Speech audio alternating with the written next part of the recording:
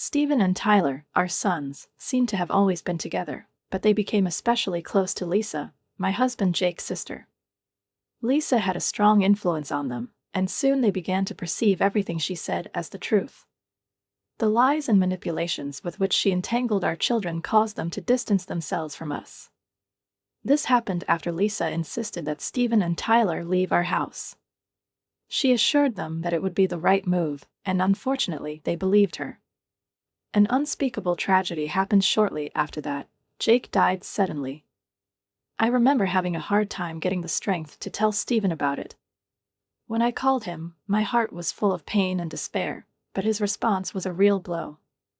Stephen reacted coldly and distantly to my words about his father's death. "Is your father dead? Well, then you're going to do the funeral," he said without the slightest hint of compassion. His voice was empty, devoid of any warmth. "Mom, I don't want to see the one who kicked us out. Tyler and I are having a great time, so don't bother us about nothing.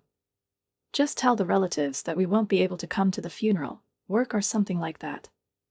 I froze, realizing that my son was no longer the man I knew. The shock and pain of his words filled me, robbing me of the ability to respond. It was a week after the funeral when I received a letter from Jake. It was addressed to me and sealed as if he had a premonition of his imminent demise. In the letter, Jake asked me to read it without telling our sons about it. Opening the envelope, I felt a wave of emotions rising inside me: anger, bitterness, pain. Lisa brought so much discord into our family that even Jake's death could not unite us. Stephen and Tyler never showed up for their father's funeral. I couldn't let it end like this. My name is Olivia. I am 56 years old. I am a housewife, although I also work full-time. My story with Jake began many years ago, at a party for new employees of our companies. I didn't think then that that evening would turn my whole life around.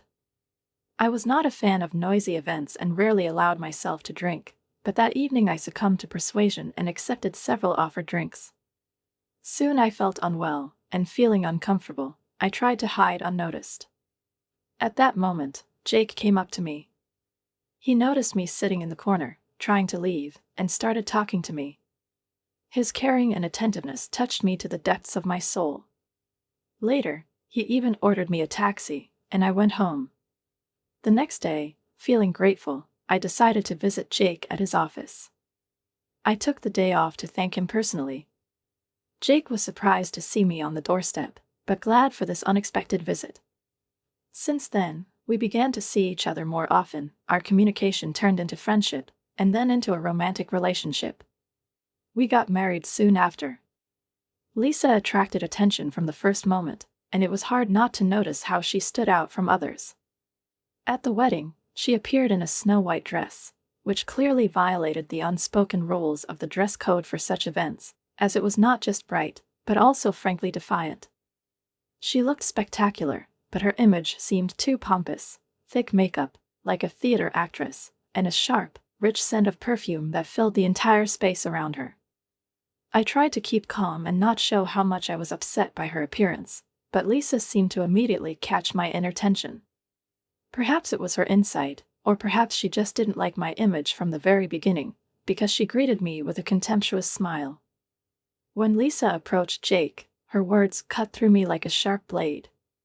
She said something like, "Couldn't you have found someone better at work? Your fiancé is so unremarkable. It's embarrassing, but maybe she's right for you, Mr. Very Serious." These words were uttered with such acrimony that even Jake, always calm and composed, looked as if he was ready to enter into an argument with his sister. However, I quickly stopped his attempt, because the quarrel on our wedding day seemed to me a bad omen. I took his hand and told him that everything was fine. "Let's just get ready for the ceremony," I said softly, forcing myself to smile, although inside I was seething with resentment. We left together, leaving Lisa behind, but this first impression of her left a heavy residue. At that time, I thought that Lisa and I would only have to meet from time to time at family celebrations. I hoped that we could peacefully coexist, keeping our distance. However, life decided otherwise. A few months after the wedding, our short-lived peace was destroyed. Lisa, having survived her husband's infidelity, came to us with a request. Her marriage broke up and she said, "My ex-husband is gone and I have nowhere else to go. When I got married, our parents sold the house, so I can't go back to them. Can I stay with you for a while?" Jake, with obvious irritation, immediately offered her to rent an apartment, because Lisa received a significant alimony allowance from her ex-husband. "Why don't you rent a place for yourself?" he asked. But Lisa, not embarrassed, replied, "I want to take my time with the choice, not to agree to something inappropriate. Just let me stay with you until I find something decent." Despite our internal resistance, soon Lisa just came with her things and settled with us without any unnecessary conversations.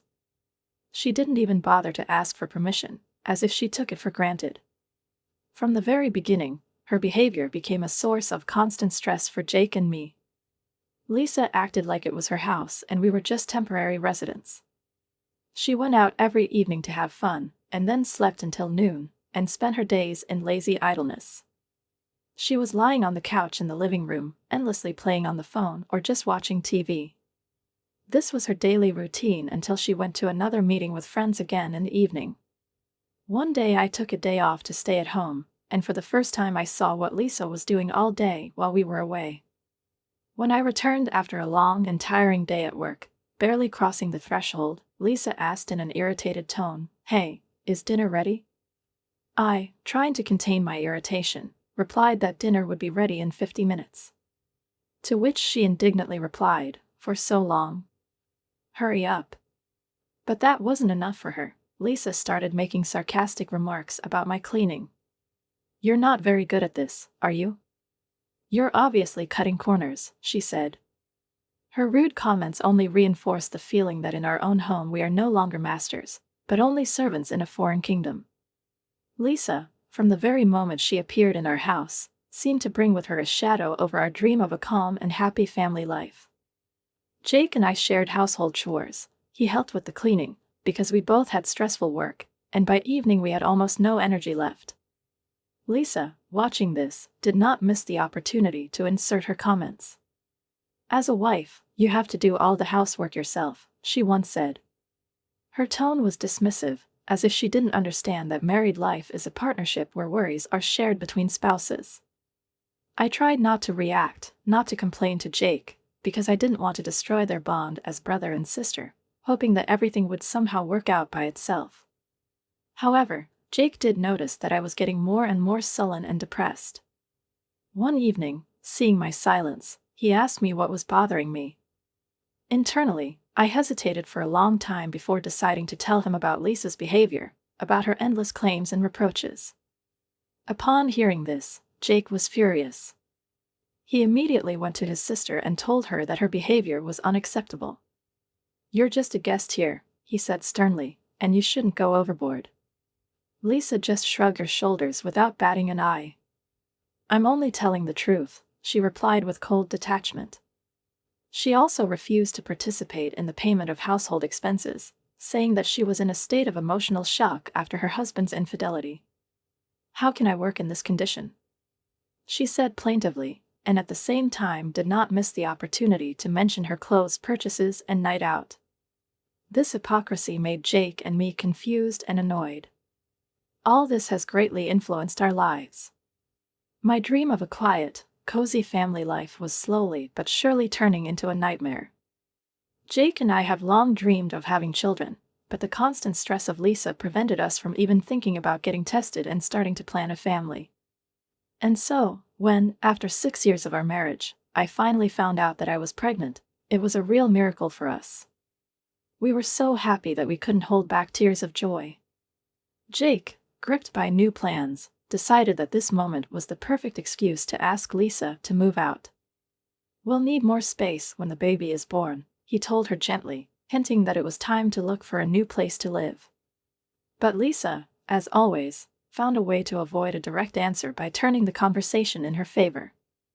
She turned to me with a question: "What do you plan to do with work after the baby is born?" I replied that I was going to return to work in a year after taking parental leave. Lisa unexpectedly offered her help. "I can look after the baby until you find a place in kindergarten." At first, Jake and I planned to send the child to kindergarten, but when I found out that there were huge queues in all institutions, I had to think about Lisa's proposal. I doubted for a long time, but Lisa assured us that she would do it with pleasure and for free.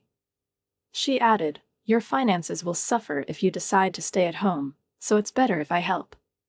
After much discussion, we reluctantly agreed.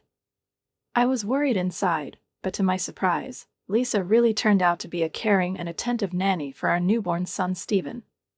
She studied everything about babies on the internet, cooked healthy food for him, took him for walks to parks and early development centers. It was obvious how much she had become attached to Stephen, and this affection of hers seemed sincere. Stephen, in turn, also adored his aunt, and when our second son, Tyler, was born 3 years later, Lisa continued to provide the same care without losing her passion. Jake and I have been absorbed in our work all this time, and Lisa's help has been invaluable. But over the years, her influence on the boys became more and more noticeable. When Stephen and Tyler started growing up, we noticed that they started avoiding us. We offered to spend time together, go to an amusement park or have a barbecue for Tyler's birthday, but in response we heard, "Lisa and I have already been to a cool place," or "Lisa promised to take us to a sushi restaurant." They preferred to spend time with her, and this upset Jake and me and it's confusing. As we grew older, the distance between us and our sons increased. When the boys went to elementary school, even on weekends they preferred to be with Lisa rather than with us.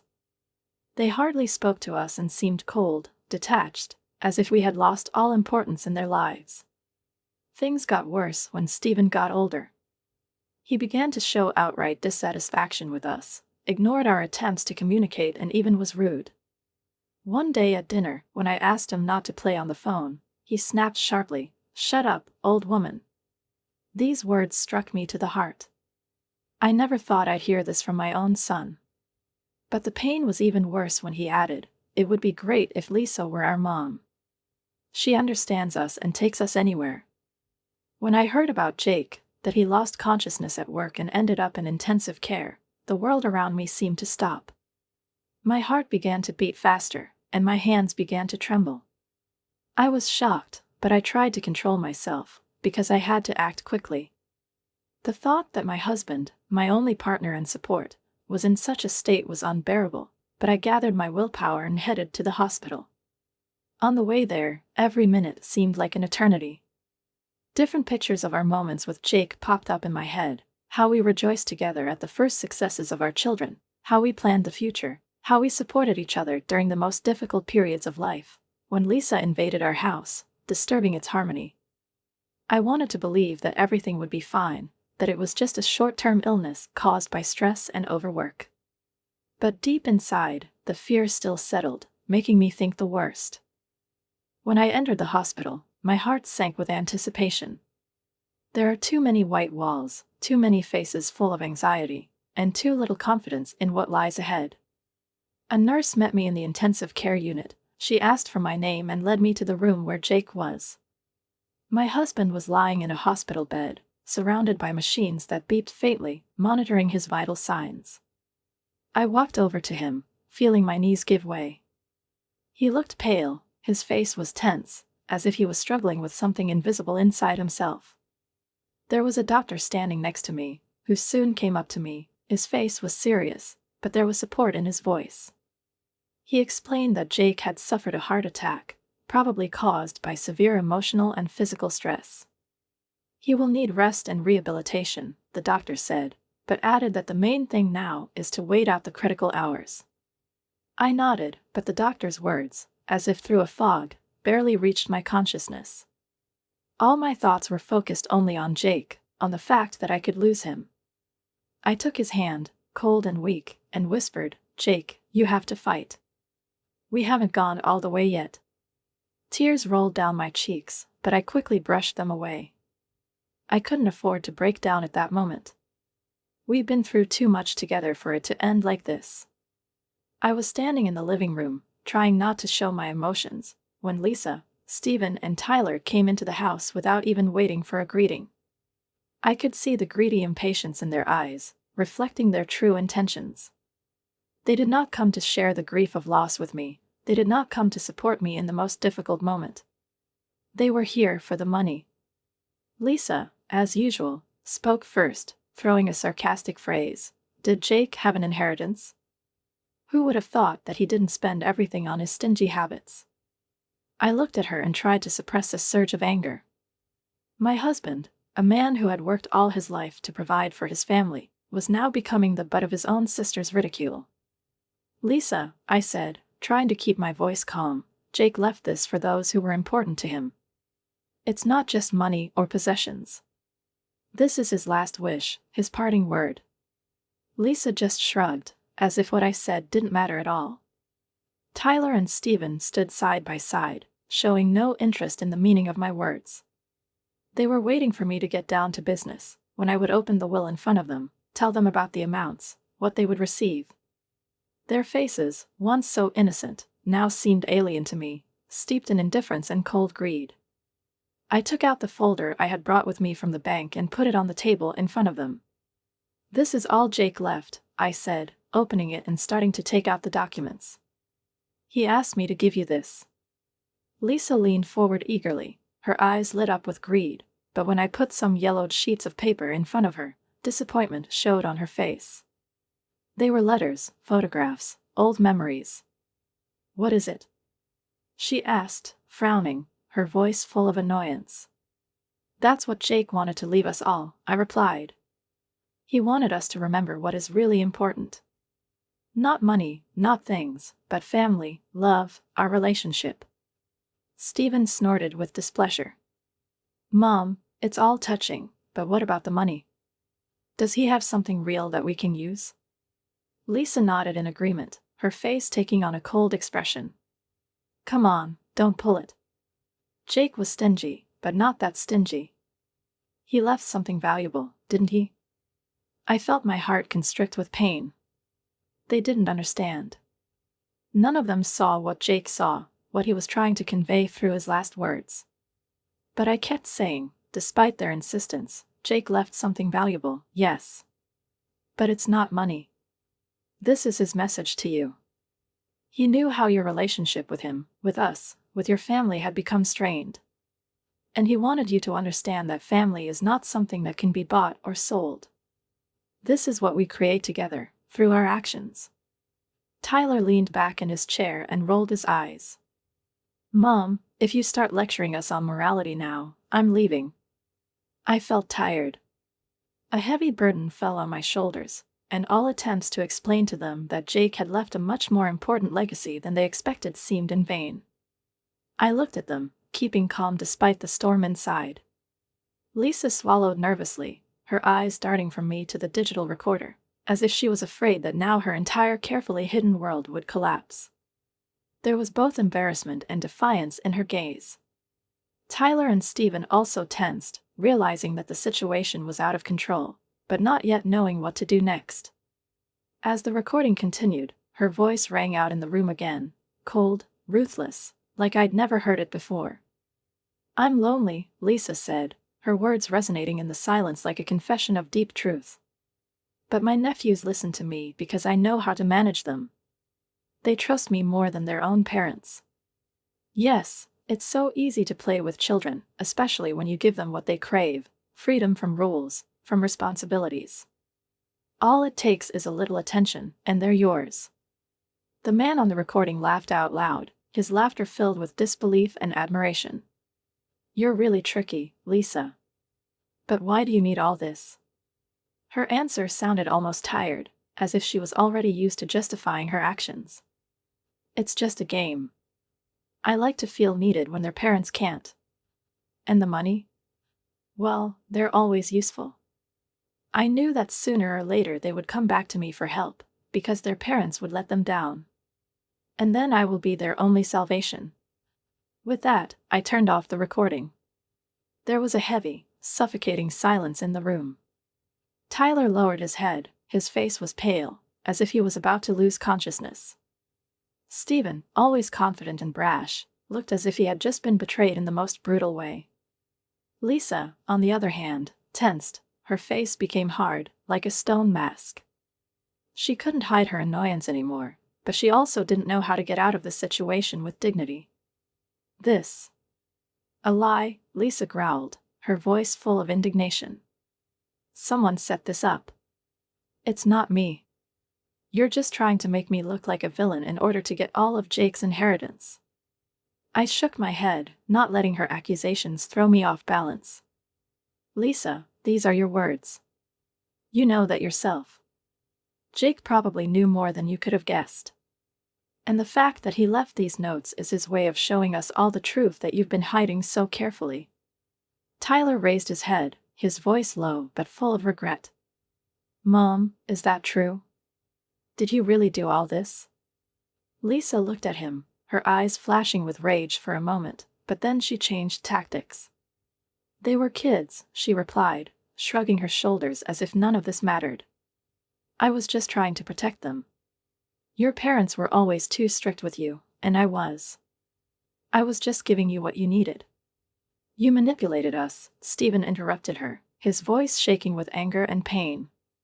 You used us to get what you wanted. You ruined our relationship with our parents, and now you're trying to deny it all. Lisa snorted. You never realized that I was doing all this for your good. I watched this scene, feeling the weight of the past pressing down more and more with each passing moment. The day Jake passed away turned out to be not only the end of his story, but also the beginning of revealing all the secrets and lies that surrounded our family. Now that all the cards were on the table, I realized that nothing could bring back the lost years or heal the wounds that Lisa had inflicted with her cunning. The silence that followed my words was almost deafening. Lisa turned away, her face flushed, as if every sound around her was cutting her pride apart. Stephen and Tyler froze in place, their eyes full of rage and surprise darting from the bank books to Lisa, distorting the last illusions about who she had been to them all these years. Stephen was the first to break this tense silence. He slowly stood up, his voice trembling with a mixture of pain and indignation, but still sounding cold, as if he was trying to control himself. She stole our money. All these years, as long as we trusted you, you destroyed us. That was your game, wasn't it? To manipulate us, to take advantage of our lives, our futures. So what? What is all this for, Lisa? He took a step closer to the table, his eyes glittering like those of a cornered animal. You took everything we earned with honest work, stole our future. And now you want to tell us that all this is just a mistake? That you were going to return the money?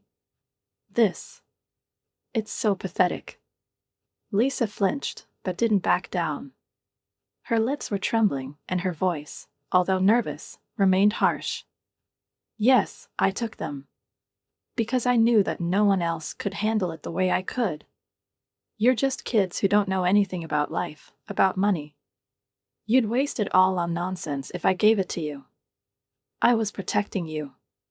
Tyler, who had been sitting silently up to this point, stood up abruptly, so that the chair creaked on the floor. His voice was low and full of suppressed rage. Did you protect us? From what? From the right to live your life? From the right to decide how to manage our money, our future? You were just using us, Lisa. All your protection is a lie. I watched this scene with a heavy heart, realizing that the gap between them could not be healed now. All that remained was the truth that they had been hiding from each other for so long. And this truth was eating away at them from the inside, like poison released outside. I did it for you. Lisa desperately tried to find an excuse for her actions, but there was no longer the confidence in her voice with which she had spoken before. Yes, I spent the money, but I was sure I could get it back. I did everything I could to make sure you got yours. Stephen looked at her with disgust. Did you get yours? You've robbed us of everything. And do you know what the worst part is? We trusted you. We believed that you would always be on our side. But you just betrayed us. Tyler nodded, supporting his brother.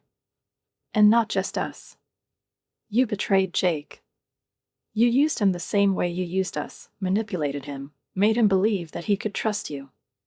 And then you just stole his money, his legacy, as if it was something that was taken for granted. Lisa frowned, her face turned hard, as if she was preparing for the last fight. Jake wasn't a saint, you all know that. He was stingy, cruel in his decisions.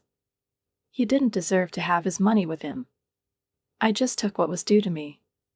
I sighed, realizing that we had reached the point where there was no turning back. Lisa, no one deserves to be betrayed. Jake was your brother, and no matter how much you hated him for his actions, you had no right to take his money. This money was intended for his children, his family. But you decided otherwise. And now the consequences of that lie have caught up with you. I looked at the bank books on the table again and felt the weight of the situation pressing down on me. Everything that had been destroyed by this greed, this insatiable thirst for control, could not be restored. Lisa stood silently, looking away, as if trying to escape the reality that had so cruelly overtaken her. Stephen and Tyler seemed to have finally accepted the truth. Their worlds, built on lies and manipulation, collapsed in an instant. And now they had to start all over again, from scratch, without illusions and without the people they once trusted. Stephen and Tyler, confused and shocked, looked at me, waiting for an answer. Their earlier threats and confident words disappeared into thin air along with the desperation they were trying to hide behind a mask of insolence. Now that Lisa had been arrested and had probably disappeared from their lives forever, it was just the two of them, forced to admit their own mistakes. I couldn't believe that just a few minutes ago they were demanding money as if nothing had happened. Their pleas for help sounded so casual, as if they had forgotten that they were on the verge of collapse. I stood in front of them, not realizing how deeply they were mistaken in their expectations. How can you, after everything that has happened, so thoughtlessly ask for more, as if life continues to revolve around them? Do you really think I'm going to give you money after all you've done? I said, no longer holding back my rage. After you missed your father's funeral, after you let Lisa destroy our family, after you stole and betrayed each of us? Do you really think I have the slightest reason to help you? Stephen looked down, his self-confidence evaporating. Tyler, on the other hand, tried to maintain his former appearance, although there was a note of fear in his voice. Well, we're family, he muttered, as if that would make a difference. The family helps each other, even if sometimes something goes wrong. You're not perfect either, Mom. My chest tightened with indignation when I heard this hypocritical excuse. How could they so easily dismiss all the pain and suffering they had caused under the guise of the word family? The word now sounded like an empty formality, devoid of any meaning. Family? There was bitterness in my voice. If you really consider yourself a part of the family, then where were you when we needed your help? Where were you when your father was dying, when we were struggling with debts and trying to save this house? All these years you've been thinking only about yourself, and now that you've lost everything, you come to me empty-handed, hoping that I'll fix everything? Stephen shot a quick glance at Tyler, as if seeking support, but neither of them spoke. They had nothing to say except empty excuses. I could see the weariness and confusion in their eyes, but I couldn't afford to feel sorry for them anymore. I can't help you anymore, I continued, although this decision was not easy for me. All I have left is my honor and the memory of your father. If you want to rebuild your life, start with yourself. Find a job, take responsibility for your actions, but don't come to me looking for easy solutions. The siren of the police car outside the window stopped, and I heard the police taking Lisa away. Tyler shook his head, as if he couldn't believe that things had really gone that far.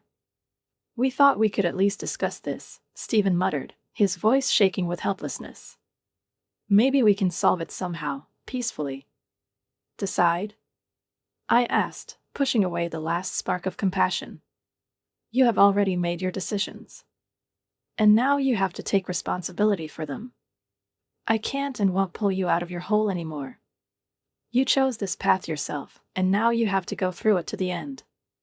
I turned and walked to the door, leaving them in the room. My soul was filled with pain, but I knew it was the only right decision. I couldn't be the one saving them from their own mistakes anymore.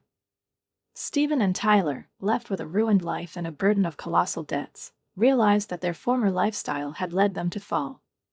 Easy money, constant entertainment, and reckless spending turned out to be just an illusion of well-being, which was dispelled at the first encounter with real life.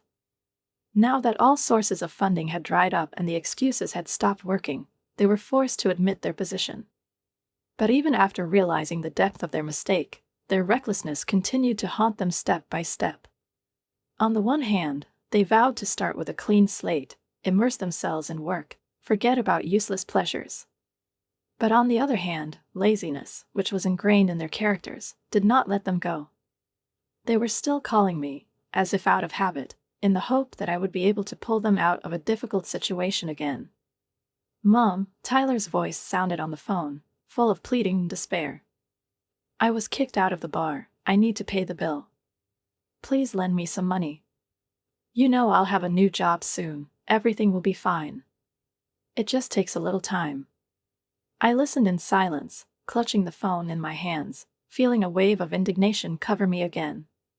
Their relentless need for money, their complete unwillingness to change their habits, all this was off balance.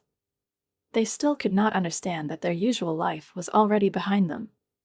The past, with its easy pleasures, casual earnings, and fleeting connections, had long collapsed under the weight of their own mistakes. "I spend it all on horse racing," Stephen added, as if that should make me feel sorry for him. "Mom, can you lend me $200,000? I will definitely return them as soon as I win." Hearing these words, I felt the fire of anger flare up in me more strongly. At that moment, I realized that I could no longer be the person they rely on when they face the consequences of their mistakes over and over again. I was their mother, but that didn't mean I had to continue to support them in their recklessness. I made the decisive decision to block their contacts, ending this vicious circle once and for all. Over time, Stephen and Tyler began to reach out to other relatives, desperately trying to find a new source of funding. But even here they faced a cold reception. No one else wanted to deal with them, remembering that they did not attend their own father's funeral, did not support the family in difficult times. They were shunned, neglected, and condemned for their callousness and indifference. Gradually, they found themselves in complete isolation, persecuted not only by their own shame, but also by collection agencies, to whom they owed considerable sums. And yet, despite this chaos, they finally realized that they had to work. Plunged into debt, deprived of their former pleasures, they began to take responsibility for their lives. But even this path turned out to be thorny. Large debts and reputation blocked their path. They were forbidden to enter nightclubs, bars, any places where they used to spend all their time. Now even the places that were once their home have turned away from them. "We've lost everything that made our lives even a little bit pleasant," Stephen complained in one of the last calls. "Now all we have to do is work and pay the bills. Where is the justice?" But justice did not seem to be on their side at all. Every day they faced the consequences of their past decisions. Lisa, the first violator of family trust, was fined and soon released. However, this incident was a turning point in her life as well. She was abandoned by a guy with whom she was making plans for the future, and after returning the stolen money, she found herself in huge debt. Now Lisa, like a shadow of herself, worked from early morning until late at night. Her face became haggard and aged, as if all her energy had gone along with her past ambitions. But there was one secret that I kept from Lisa and my sons. Jake, my late husband, left me not only money and memories, but also something more, a gift that he hid in a safe, away from greedy hands. The pink diamond necklace given to him by his mother was his secret, a gift he wanted to give me for our 34th wedding anniversary. That moment never came, but now, holding this necklace in my hands, I felt that Jake was still there, that his love had not disappeared with his passing. When I was evaluating the necklace, I was amazed at its value, $360,000. This amount could solve many of our problems, could restore what was destroyed. But I couldn't and didn't want to sell it. This gift was more valuable than any money. He symbolized not only our marriage, but also the love that we shared, the family that we dreamed of, but which could not come true. The memories of Jake continued to live in me. Even if things didn't go the way I once planned, his memory remained my source of strength.